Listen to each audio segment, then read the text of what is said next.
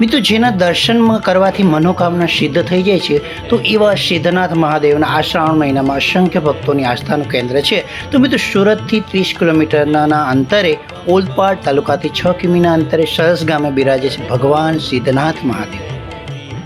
તો મિત્રો શ્રાવણ માસમાં અસંખ્ય શિવ ભક્તો સિદ્ધનાથ મહાદેવના દર્શન કરીને ધન્યતાનો અનુભવ કરે છે. મિત્રો સુરતના છેવાડે ઓલપાડના સરસ ગામના સિદ્ધનાથ મહાદેવ મંદિરે આમ તો 12 માસ દર્શનાર્થીઓનો ઘસારો રહે જ છે, પરંતુ શ્રાવણ મહિનામાં અહીં ભક્તોનું ઘોડાપુર આવે છે. સુરતથી અને આજુબાજુથી અસંખ્ય શ્રદ્ધાળુઓ 27 કિલોમીટર સુધી પગપાળા દર્શન માટે આવતા હોય છે અને રવિવારે રાત્રે લોકો પગપાળા જઈ સોમવારની વહેલી સવારે તાપી કે નર્મદા નદીનું પાણી જે અહીં ચડાવતા હોય છે. સિદ્ધનાથ મહાદેવની તો અહીં મંદિરના ઇતિહાસની દરિયા કિનારે આવેલા આ વિસ્તારમાં ગોકર્ણ ઋષિનો આશ્રમ હતો અને આશ્રમના પશુઓ જગ્યા પર ઘાસ ચરવા માટે આવતા ત્યારે પરંતુ ગાયોના ટોળામાંથી એક ગાય નિત્ય અલગ અલગ થઈ જતી અને અહીં ઊભી રહીને આશ્રમમાંથી દૂધની ધારા વહેવડાવતી. એટલે ગોકર્ણ ઋષિને આ વાતની જાણ થતાં ગોકર્ણ ઋષિએ આ દૂધધારા વહેતી તે જગ્યા પર શિવલિંગ હોય એવું ત્યારબાદ ગોકર્ણ ઋષિએ જગ્યા પર તપ કર્યું અને તપોબળથી આ શિવલિંગ જમીનમાંથી બહાર આવ્યું અને આ એ શિવલિંગ એટલે સિદ્ધનાથ મહાદેવ. સ્કંદ પુરાણમાં પણ સિદ્ધેશ્વર મહાદેવનો ઉલ્લેખ કરવામાં આવેલો છે. મિત્રો બીજી પણ દંતકથા એવી છે કે લૂંટારૂ ત્રાસથી રાજાએ પોતાના રાજ્યનો ખજાનો શિવ મંદિરમાં છુપાવી દેતા હતા. તો વર્ષો પહેલાં લૂંટારૂની નજર સિદ્ધનાથ મહાદેવના મંદિર પર પડી હતી અને ગાયકવાડના આ મંદિરમાં શિવલિંગ નીચે મોટા પ્રમાણમાં ખજાનો હોવાની માન્યતા આ લૂંટારૂઓએ આ મંદિરમાં લૂંટ ચલાવી હતી અને શિવલિંગ હથોડા અને કુવાડથી પ્રહાર કર્યો હતો.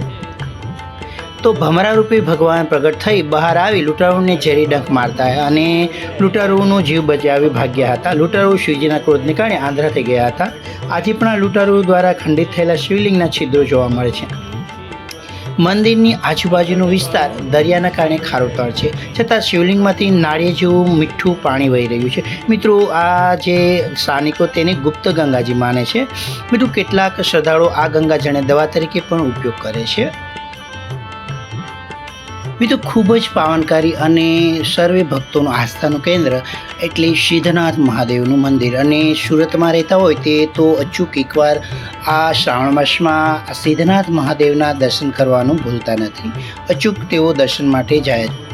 મિત્રો શ્રાવણ માસમાં તમે જો આવો તો અહીં તો જાણે મેળા જેવું વાતાવરણ જોવા મળશે અને ખૂબ જ વિશાળ પ્રમાણમાં પગ જોવા મળશે. તો બાળકો અને મોટેરા હર કોઈને ખૂબ જ મજા આવી જશે અને દર્શન કરીને તો ધન્યતા અનુભવશો. સાથે અહીંનું વાતાવરણ પણ ખૂબ જ કુદરતી જોવા મળશે. અહીં મંદિરનો આખો ઇતિહાસ અને બધું જ અહીં તમને વાંચવા મળશે. જૂના અને નવા ફોટોગ્રાફી અહીં જે દિવાલ હોય ત્યાં રાખવામાં આવેલા છે. ત્યાં તમે પ્રદર્શનમાં અહીંનો ઇતિહાસ જાણી શકો છો. અને મિત્રો સિદ્ધેશ્વર તીર્થનો જે ઇતિશ્રી સ્કંદ પુરાણમાં પણ તાપી મહાત્મ્યમાં સિદ્ધેશ્વર તીર્થ પ્રભાવ નામના તાપી પુરાણના 31મા અધ્યાયમાં પણ આ સિદ્ધનાથ મહાદેવના મંદિર વિશે દર્શાવવામાં આવેલું છે. મિત્રો મંદિરની બિલકુલ સામે ગોકર્ણ મુનિનો આશ્રમ છે અને તેની બાજુમાં જ ઘાટ બનાવવામાં આવ્યો છે. એવું કહેવાય છે રામઘાટ કહેવામાં આવે છે અને પવિત્ર ઘાટમાં રામચંદ્રજી અહીં બિરાજ્યા હતા અને હનુમાનજીની પણ અહીં કથા આ જે કુંડ છે તેની સાથે જોડાયેલી છે.